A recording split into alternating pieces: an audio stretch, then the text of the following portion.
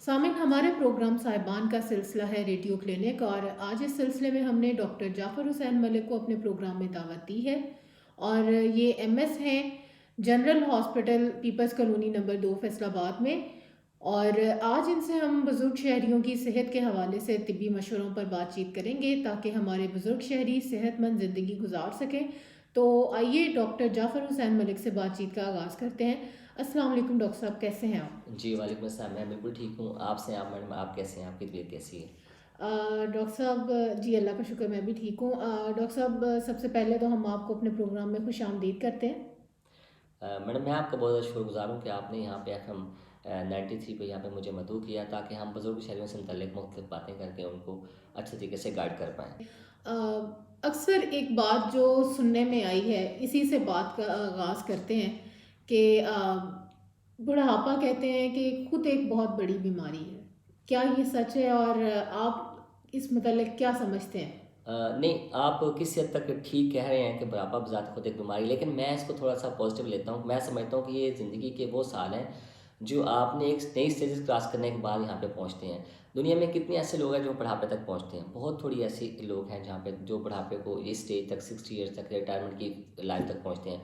ज़िंदगी में बहुत से ऐसे लोग होते हैं जो इससे पहले-पहले इस दुनिया से चले जाते हैं। तो मेरे ख़्याल में ये बुढ़ापे को बीमारी की निस्बत आप इसको पॉजिटिव सेंस में लेना चाहिए कि अल्लाह ताला ने आपको नए इस इम्तिहान से पास करके एक नए स्टेज पे आपको ला के खड़ा कर दिया। क्या मेडिकल की फील्ड में कोई ऐसा शोबा है जो ख़ास तौर पर सिर्फ जो है वो कह लें कि मुअम्मर अफराद या बुज़ुर्ग अफराद जो हैं उनके जो तिब्बी मसाइल हैं उनको हल करता हो? जी, बिल्कुल ऐसे ही है। देखें जैसे इंसान पैदा होता है, पैदा होने से लेके बुढ़ापे तक बाकायदा मुख्तलिफ स्टेजेज़ हैं। 5 स्टेजेज़ नॉर्मली होती हैं। फिर हमारे पास बच्चों के लिए पीड्स का एक शोबा है, बड़ों के लिए अडल्ट का एक शोबा है। इसी तरह खुदा इंसान इस चीज़ से बिल्कुल आगाही है कि उसको कि हमारे बड़ों के बहुत ज़्यादा मसाइल होते हैं। इसलिए पूरी एक स्पेशलिटी है जीरियाट्रिक मेडिसिन जो बुज़ुर्गों को डील करती है। सही। अच्छा, तो मुझे ये बताएँ कि पाकिस्तान में भी क्या इस फ़ील्ड के ऊपर ये शोबा जो है वो हॉस्पिटल्स में मुतारिफ़ करवा दिया हुआ है और इस पर काम हो रहा है? अभी पाकिस्तान में इतना ज़्यादा मुतारफ़ नहीं हुआ, लेकिन इससे मिलती-जुलती कुछ ऐसी चीज़ें हैं जिस तरह ओल्ड एज होम्स हैं हमारे पास, हुँ, हुँ। वो वहाँ पे डॉक्टर्स तो नहीं होते, लेकिन ये कि अलग से एक बुज़ुर्गों का अलग रहने का एक सिस्टम गवर्नमेंट ने मुतारफ़ करवाया है। लेकिन हमारे हॉस्पिटल्स के अंदर अभी तक ये जो मेडिसिन की जो ये है शोबा यहाँ पे डेवलप नहीं अच्छा, हुआ। ये सिर्फ़ अभी शोबा जो है कि हम कह सकते हैं कि ये सिर्फ़ गवर्नमेंट ने ओल्ड एज होम्स जो हैं वहाँ पर ये मुतारिफ़ करवाया नहीं, गया है। ओल्ड एज होम्स में शोबा मुतारफ़ नहीं हुआ है, लेकिन एक उसकी एक कड़ी है कि ओल्ड एज होम्स बने हुए हैं। तो यानी सही। फ्यूचर में गवर्नमेंट वहाँ पे कोई डॉक्टर भी एम्प्लॉय कर सकती है, डिप्यूट कर सकती है। अभी मुख्तलिफ जहाँ पे जिस तरह हमारे पास फैसलाबाद में एक ओल्ड एज होम है, वहाँ पे डॉक्टर की बाकायदा एक सीट वहाँ पे है। तो हुँ, वहाँ पे हुँ। डॉक्टर्स बाकायदा एलोकेट होते हैं, वो जो उन बुज़ुर्गों के मुख्तलिफ मसाइल सुनते हैं, उनके सोशल और बाकी जो मेडिकल के प्रॉब्लम है वो डील करते हैं। तो फ्यूचर में मैं ये समझता हूँ ओल्ड एज होम्स के साथ-साथ फैसलाबाद या बाकी जो बड़े-बड़े हैं हमारे शहर हैं, वहाँ पे प्राइवेट सेक्टर में भी और गवर्नमेंट सेक्टर में भी बाकायदा एक जेरियाट्रिक मेडिसिन की बाकायदा एक वहाँ पे शोबा बन जाएगा। सही। अच्छा, अब मुझे ये बताएँ कि कौन-कौन से ऐसे अमराज़ हैं कि जो बढ़ती उम्र के साथ जो है वो किसी भी फ़र्द को लाहक हो सकते हैं? या ये कह लें कि बुज़ुर्गों में कौन से अमराज़ जो है ना वो ख़ास तौर पर स्पेसिफ़िकली हम उन्हीं के साथ जो है ना उनको जोड़ देते हैं कि ये बंदा क्योंकि अब बुज़ुर्ग हो चुका है, बुढ़ापे में चला गया है, तो इस वजह से इसको ये मसले जो है ना वो शुरू हो गए।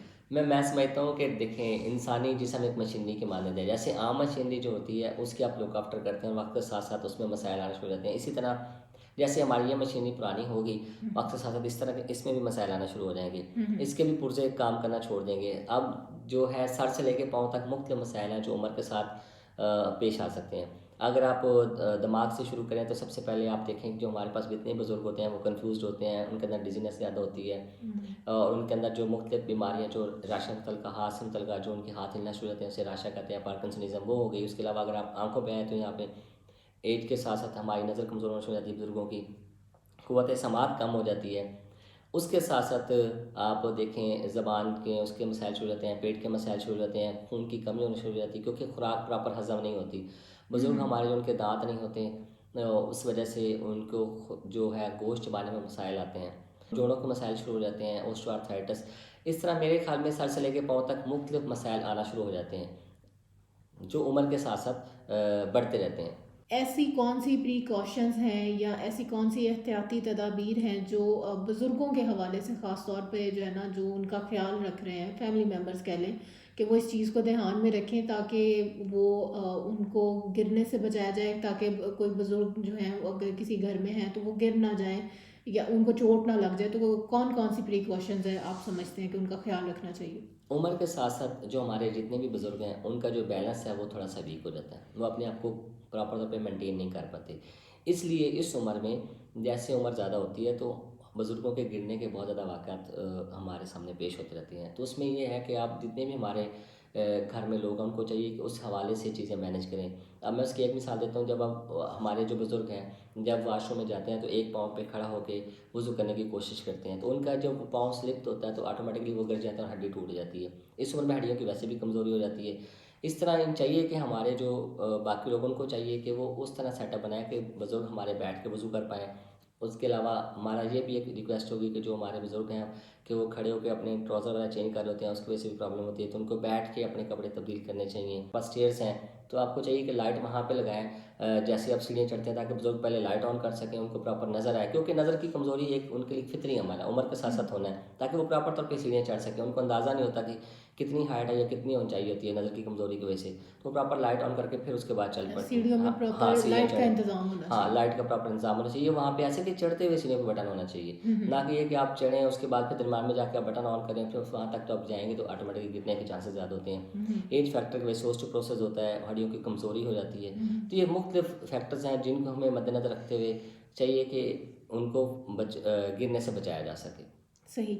अच्छा डॉक्टर साहब, जैसे कि आजकल सर्दी का मौसम है और सर्दी के साथ भी जो है ना, वो आप क्या समझते हैं कि सर्दी की वजह से बुज़ुर्गों को कौन से जो है ना वो मेडिकली जो है ना वो प्रॉब्लम्स का सामना करना पड़ सकता है?